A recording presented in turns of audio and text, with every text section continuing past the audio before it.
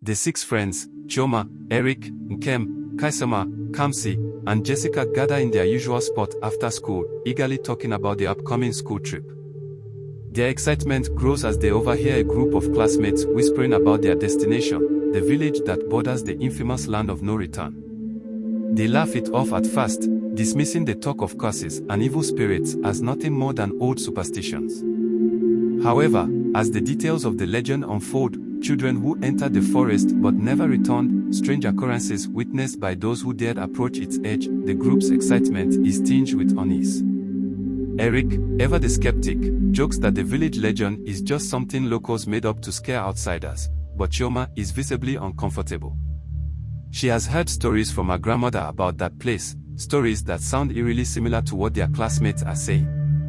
Jessica shrugs it off, trying to lighten the mood, while Kamsi, usually the voice of reason, can't shake the creeping feeling that this trip is a bad idea. The legend hangs in the air like a shadow, unacknowledged but felt by all. The night before the trip, each of the six friends sits down with their parents, who are adamantly against them going. Chioma's mother, in particular, is furious. She warns her daughter in hushed, frantic tones that the land of no return is cursed, a place where the dead walk and the living are not welcome. "Don't go," her mother pleads, gripping her arm tightly, no matter what anyone says. Similar conversations happen in Eric, Nkem, Kaisama, Kamsi, and Jessica's homes, where the parents' concern borders on desperation. Kamsi's father tells him stories passed down through generations about the forest and the strange disappearances that have plagued their village. But like the others, Kamsi brushes it off, thinking it's all just superstition. The parents' warnings are heartfelt but futile. None of the friends plan to listen. They've already made up their minds. They'll find a way onto that bus, no matter what. The looming threat seems distant, too far away to stop their curiosity and sense of adventure. After a final exchange of nervous glances, the friends gather at Kamsi's house, where Chioma reveals her plan to sneak onto the bus. There's no way they'll miss out on this once-in-a-lifetime trip, legend or not. The excitement of pulling off their covert mission overshadows their earlier doubts. With their parents already convinced that they are staying home, the group finalizes their plan, laughing at how easy it will be to get past the teachers. The thrill of doing something forbidden fuels them, and their bond as friends feels stronger than ever. Kamsi, however, still feels a nagging pull of caution but decides to go along with the others. They all agree that nothing will go wrong, it's just an adventure. That night, they go to bed imagining the stories they'll tell when they return, unaware of the dark forces already in motion. The next morning, as students gather around the bus, the six friends hide at the back, slipping past the chaperones without anyone noticing. The rest of the school seems oblivious to their presence, caught up in the usual chatter and excitement of the trip. Their plan has worked, and they feel invincible, laughing quietly to themselves as the bus pulls out of the school gates. Kamsi, sitting near the window, catches sight of the mist rolling in over the horizon. It seems to move unnaturally fast, as if it's following them. As the bus rumbles down the winding road toward the village, the atmosphere begins to change. The sky darkens, and a sense of unease settles over the group. Chioma notices it first, an odd silence has fallen over the other students.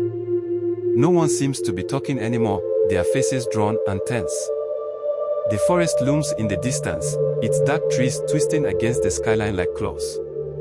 Kamsi shifts in his seat, feeling the weight of their decision beginning to bear down on him. As the bus inches closer to the village, the road narrows, and the trees grow thicker, crowding the vehicle on both sides.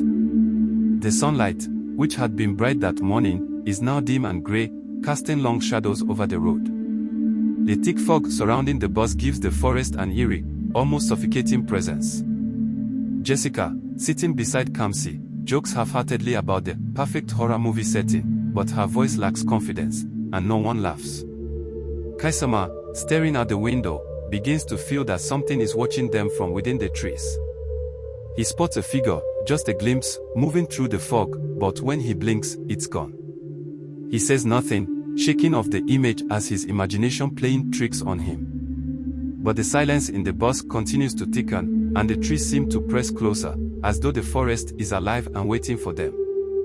When the bus finally pulls into the village, the atmosphere is unsettling. The small village feels frozen in time, its inhabitants staring at the students with cold, unreadable expressions. As the group steps off the bus, they are greeted by a strange stillness. No one speaks, no one smiles.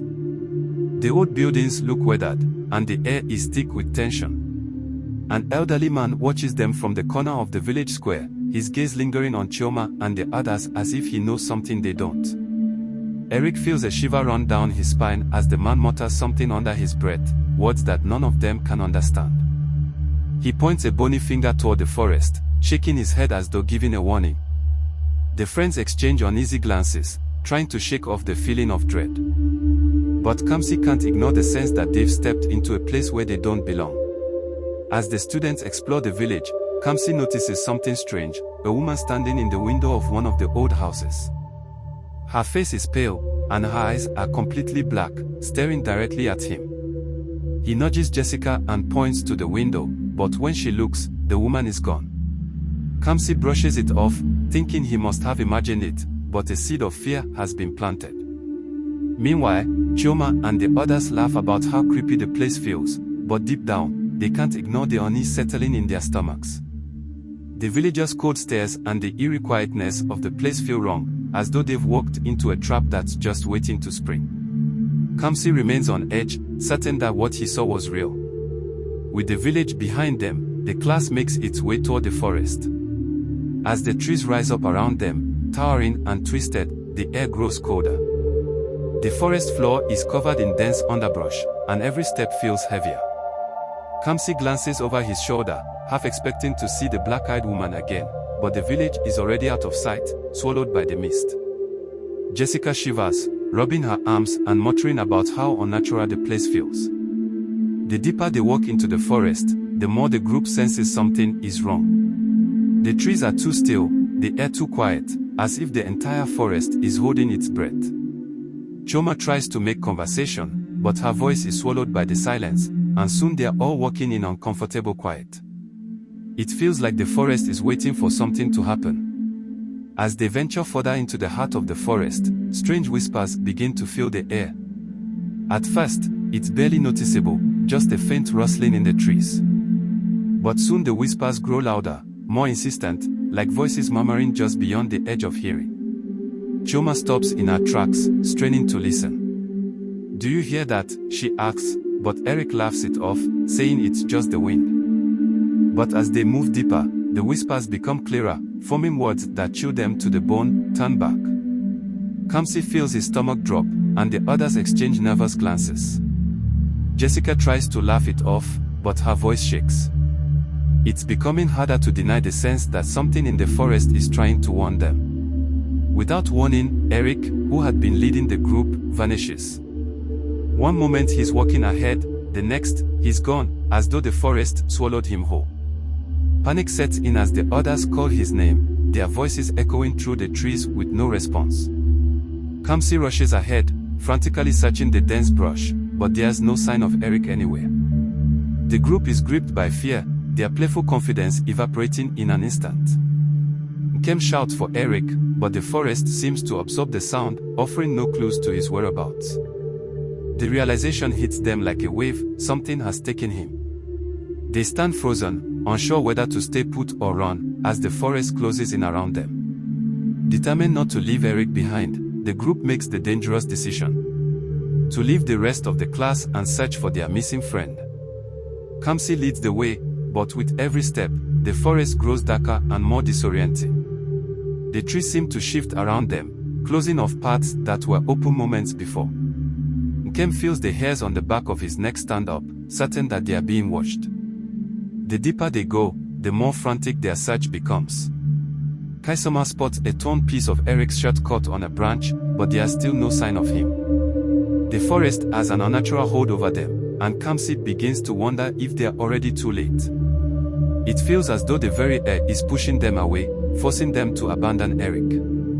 As they continue their search, the group stumbles upon a strange circle of stones. The stones are marked with symbols none of them recognize, ancient, twisted shapes that seem to pulse with a life of their own. Jessica, curious despite her fear, reaches out to touch one, but the moment her fingers brush the stone, a deep, guttural voice fills the air, echoing around them. Leave now or face the same fate, it warns. Everyone recoils in horror. The voice is inhuman, and the weight of its threat settles heavily on their shoulders. Kaisama suggests turning back, but Chioma insists they can't leave without Eric.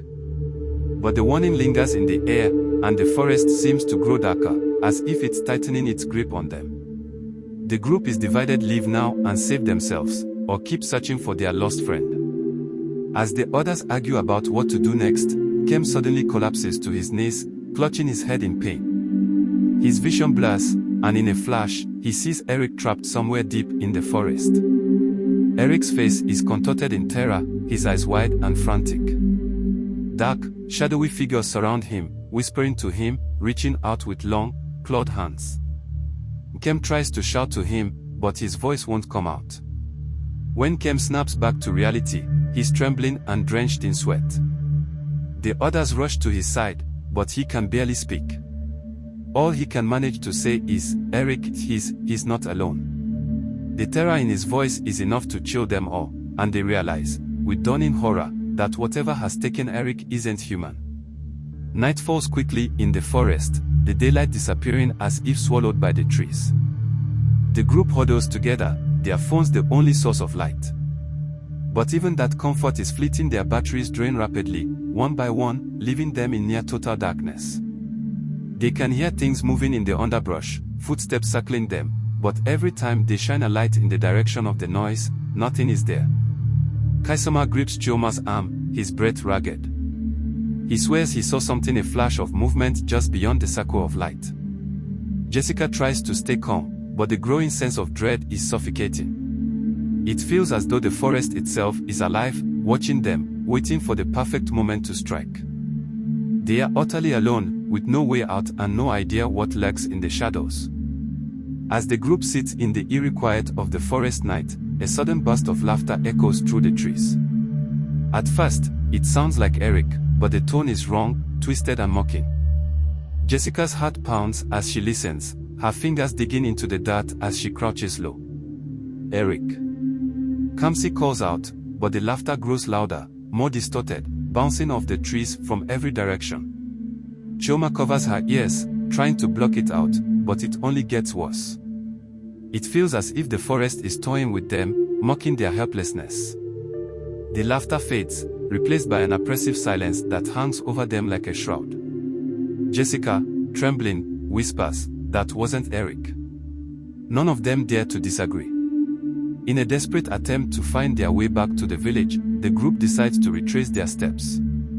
But as they move through the forest, they realize that the path they came from is gone. Trees now stand where there had been clear trails. It's as if the forest is shifting, closing in around them, trapping them. Kamsi leads the way, trying to stay calm, but even his usual level-headedness is crumbling under the weight of the situation. Panic sets in when they stumble upon the same circle of stones they had passed hours ago, though they had been walking in the opposite direction. "We are going in circles," Kem whispers, his voice hoarse with fear. It becomes clear that the forest is playing tricks on them, warping their sense of direction. Every step feels heavier, like they are sinking deeper into something they can't escape. As the group continues to search for a way out, Jessica, lagging behind, hears a faint voice calling her name. She freezes, recognizing it as her mother's voice, though she knows that's impossible. The voice is soft, pleading for her to come closer. Against her better judgment, she steps away from the group, drawn toward the sound. The deeper she moves into the trees, the clearer the voice becomes, until it's right behind her. When she turns, she's met with a horrifying sight: her mother's face, distorted and twisted, hovering in the darkness. The figure's eyes are hollow, black voids that seem to reach into her soul. Jessica screams and stumbles backward, her heart racing as the image flickers and fades into the shadows. She runs back to the group, too terrified to speak, knowing now that whatever is in the forest is capable of using their deepest fears against them. The group stumbles into a clearing, relieved to find a space free from the suffocating trees. For a moment, they think they've found an escape route, but their relief is short-lived. As they move across the clearing, a thick fog rolls in from all sides, faster than they can comprehend. The fog envelopes them, cutting off their visibility entirely, and they are plunged into disorienting whiteness. Kamsi calls out, trying to gather everyone together, but his voice feels distant, as if the fog is swallowing the sound. The group frantically tries to stay close, but the fog seems to pull them apart, separating them into smaller, isolated clusters. The deeper they walk, the more they realize they aren't alone in the clearing. Shadows move through the fog, their forms shifting and flickering like ghosts. Kaisama, desperate to find a way out of the fog, sprints ahead of the group despite their warnings. He thinks he sees an opening, a way out, and runs toward it. But as he reaches the edge of the clearing, he is confronted by a figure, Eric. His clothes are tattered, his eyes wide with fear, but there's something wrong. Eric doesn't speak, doesn't move. His mouth twitches, and Kaisama knows immediately that this is not his friend. The figure lunges at him, and Kaisama fights back, screaming for the others. Kamsi and Chioma hear his cries, but by the time they reach him, it's too late. Kaisama lies on the ground, his body lifeless. Whatever had taken the form of Eric disappears into the fog, leaving them all shaken to their core. They realize now that the forest isn't just trying to scare them. It's haunting them. After Kaisama's death, the group is reduced to stunned silence, the weight of their situation pressing in on them. They huddle together, terrified and exhausted, unsure of what to do next. Kamsi's mind races, trying to figure out how they can possibly escape. The forest seems to feed off their fear, growing stronger with every loss. He realizes that they can't afford to lose anyone else, but the forest feels endless, its dark magic tightening around them. Jessica, pale and trembling, whispers that they need to leave, but there's no clear direction anymore. Everything looks the same, and the fog still clings to the ground, making it impossible to tell where they are going. The forest is a labyrinth, and they are trapped within it, their energy fading as the forest hunger grows. As they continue walking through the forest, the group begins to see strange visions, glimpses of their loved ones standing between the trees. Chioma sees her grandmother, her face sad and mournful, while Kamsi spots his younger brother, standing still and silent with tears running down his face. These visions flicker in and out of focus, vanishing as soon as they are approached. Nkem sees his older sister, and the sight of her causes him to break down in tears. He starts walking toward her, convinced that it's real, but Kamsi pulls him back just in time. "It's not her," Kamsi warns, his voice low. The forest is playing with their minds now, using their emotions to lure them deeper into its trap. The friends realize that the forest is more than just a physical space, it's a psychological battleground as well. They stumble upon an ancient, decrepit altar deep in the forest, surrounded by decaying wooden totems and carved symbols similar to those they saw earlier. It looks like a place where dark rituals were once performed, and the air around it feels thick with malevolent energy. Nkem, already shaken by the visions, suggests that this might be the heart of the forest's power, the source of whatever evil controls it. Chioma, against her better judgment, approaches the altar, feeling a strange pull toward it. The symbols carved into the stone pulse faintly with a dark light, and as she touches the altar, a shock of energy courses through her body. She hears whispers in her mind, telling her that the only way out is to complete the ritual, to offer a sacrifice. Horrified, she pulls away, but the suggestion lingers, planting a seed of dread within the group. Kamsi notices something alarming. A strange mark has appeared on Chioma's hand where she touched the altar. The symbol is the same as the ones carved into the stone, and it glows faintly in the dim light. What does it mean? Chioma asks, panic rising in her voice, but no one has an answer. The mark pulses like a heartbeat, and the whispers in her mind grow louder, more insistent. Jessica suggests they should leave immediately, but the forest seems to have other plans.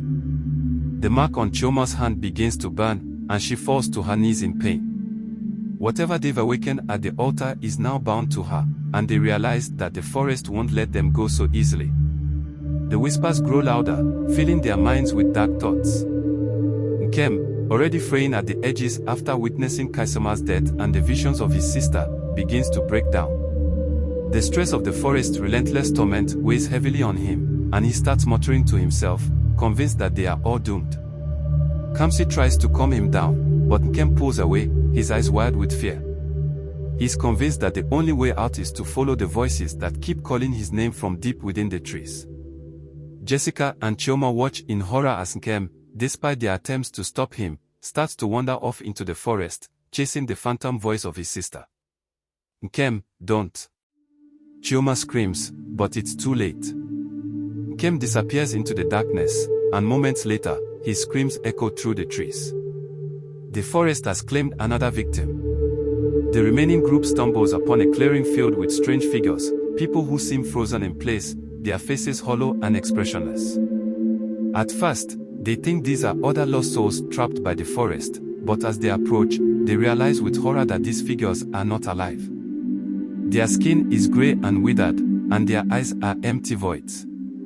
They are husks, drained of life, standing in eerie silence. Jessica starts to hyperventilate, her fear overwhelming her.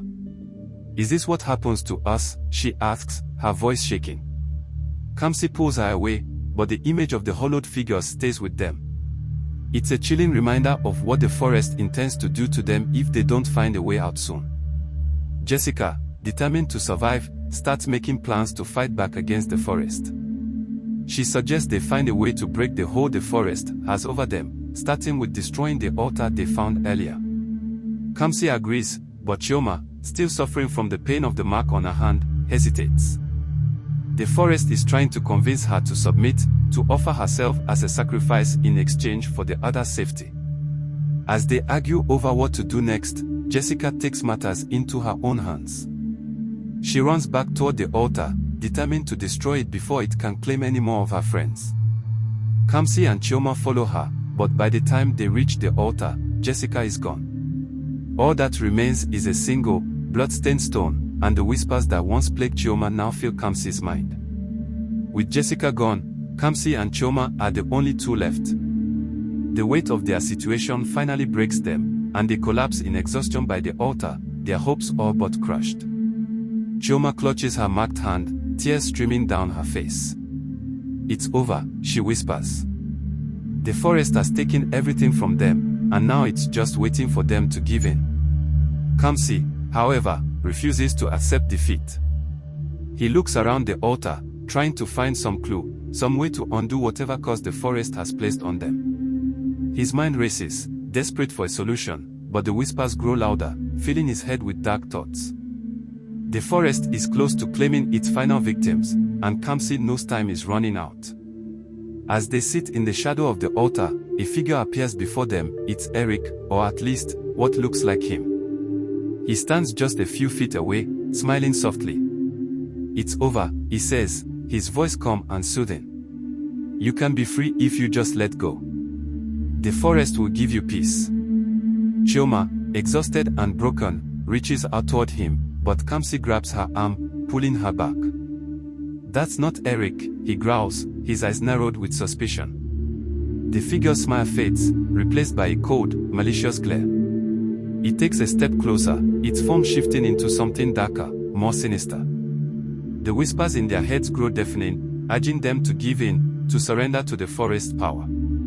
Kamsi pulls Chioma to her feet, determined to fight back one last time. As the dark figure advances, Chioma realizes there's only one way to save Kamsi.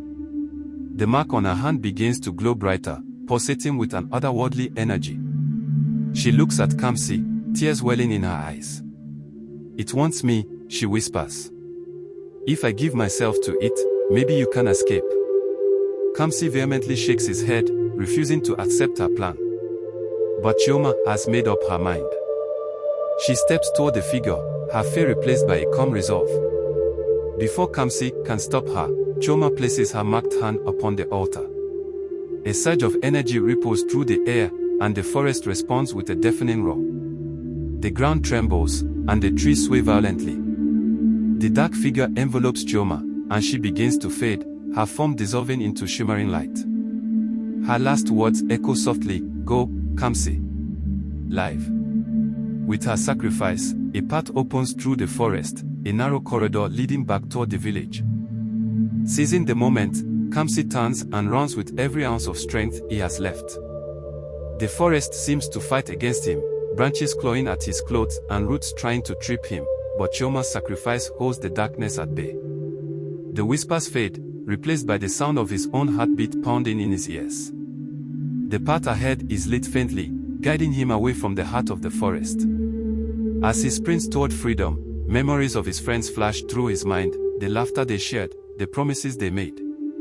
Guilt and grief threaten to overwhelm him, but he pushes onward.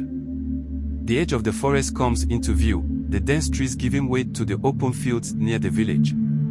Just as the first rays of dawn break through the night sky, Kamsi burst out of the forest, collapsing onto the grass, gasping for breath. Kamsi staggers back into the village, disheveled and exhausted. The villagers watch him with weary eyes, their faces unreadable.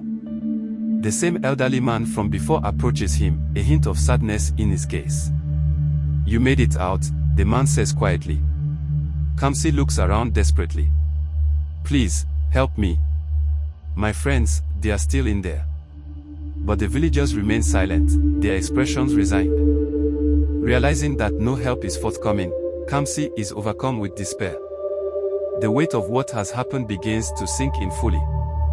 The villagers begin to disperse, returning to their homes as if nothing unusual has occurred. The old man places a hand on Kamsi's shoulder. "The forest takes what it wants," he murmurs. "It's best to leave it be." Kamsi pulls away, anger and sorrow battling within him. Determined to get answers, Kamsi seeks out the village elders. He bursts into their meeting hall, demanding to know why they didn't warn them, why they did nothing to help. The elders regard him solemnly. "We have tried to keep outsiders away," one says. "But your group did not heed the warnings." Another elder adds, "The forest is ancient and powerful.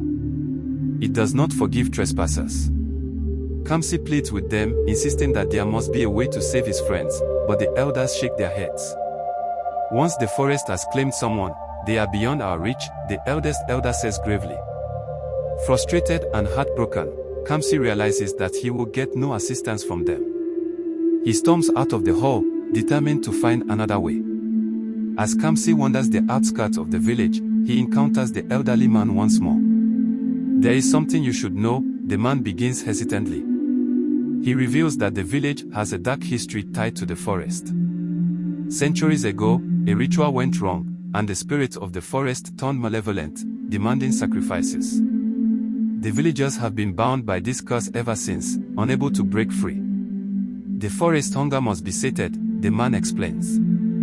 "We have tried to contain it, but outsiders sometimes wander in, and we cannot stop what happens." Kamsi is horrified. "So you let this happen? You let people die?" The man lowers his head in shame. "We are trapped, just as much as they are. The only way to end this is to destroy the source of the curse, but none have succeeded." With no other options, Kamsi returns home alone. The journey back is a blur, his mind numb from the trauma. When he arrives at the school, authorities are already there, questioning the absence of the students and teachers who never returned. Kamsi is immediately surrounded by frantic parents and stern officials demanding answers. He is overwhelmed, struggling to find the words to explain the unexplainable. As he recounts his harrowing experience, many dismiss his story as the ravings of someone in shock. Some accuse him of hiding the truth, while others believe he has suffered a mental breakdown. The school and local authorities launch an investigation, but without any evidence, Kamsi's account is met with skepticism and disbelief. The parents of his lost friends are inconsolable. They bombard Kamsi with questions, desperate to know what happened to their children. Some are angry, accusing him of lying or being responsible. Others are simply heartbroken, their sorrow palpable. Kamsi tries to explain again and again, but his words offer little comfort.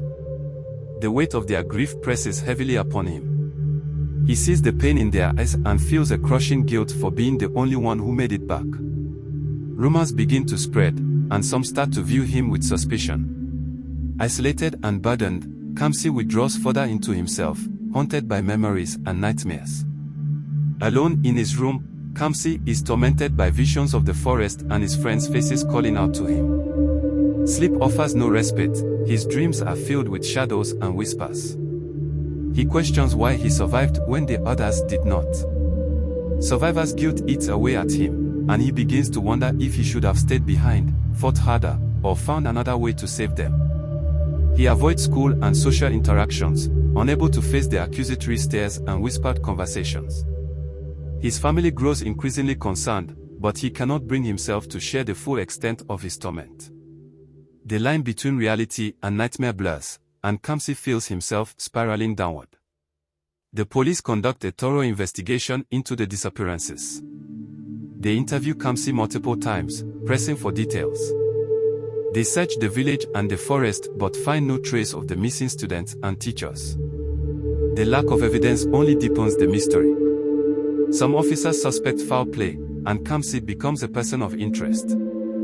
Despite their suspicions, there is no concrete evidence linking Kamsi to any wrongdoing. Eventually, the case goes cold, and the authorities are left with more questions than answers. The community remains unsettled, the loss hanging over them like a dark cloud. Back in the village, the locals remain tight-lipped. Journalists and investigators who visit are met with polite but firm refusals to speak. The elders insist that they have no knowledge of the missing people, and any mention of the forest is met with stony silence. The villagers go about their lives as if nothing has happened, fueling rumors and speculation. Some begin to suspect that the village is hiding a dark secret, but without cooperation, there is little that can be done. The forest remains off-limits, an ominous presence that outsiders are wise to avoid. The mystery deepens, but the village's silence remains unbroken. 1 year after the tragic events, on the anniversary of the trip, Kamsi receives an anonymous letter. Inside is a single piece of paper with a chilling message: "They are waiting for you." His heart pounds as he reads the words, the nightmares and memories flooding back with renewed intensity. That night, he hears whispers outside his window, a haunting melody that only he can hear. The voices of his lost friends seem to call out to him, beckoning. The boundary between reality and illusion fractures further, and Kamsi feels an irresistible pull toward the forest. Kamsi stands at the edge of the forest, the towering trees casting long shadows under the moonlight. He stares into the darkness, the whispers growing louder, more insistent. He knows that entering the forest may mean never returning, but the weight of his guilt and the longing to see his friends again drive him forward. Taking a deep breath, Kamsi steps into the forest, disappearing into the shadows as the trees close ranks behind him. Thanks for watching. Please don't forget to like, share, comment and subscribe.